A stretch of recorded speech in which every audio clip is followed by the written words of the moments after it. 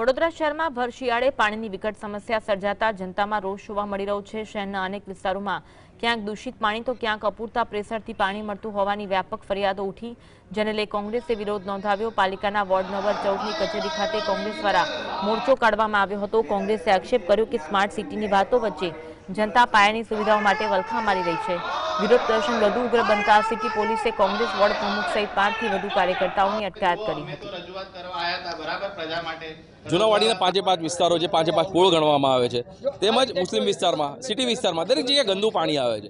હજુ સર સયાજીરાવ ગાયકવાડને યાદ કરવા માગી છે, જેમણે આજવા સરોવર બાંધીને નિમેટાનો પ્લાન્ટ કરીને ચોખ્ખું પાણી આખા વડોદરાને આપ્યું હતું, જોડે રોડ રસ્તા ગટર પણ આપી હતી, પરંતુ માત્ર 5,500 કરોડ જેટલો મસમેટો બજેટ, એટલે 5 વર્ષનું 25,000 27,000 કરોડ બજેટ એ ક્યાં વાપરે છે ખબર નહીં।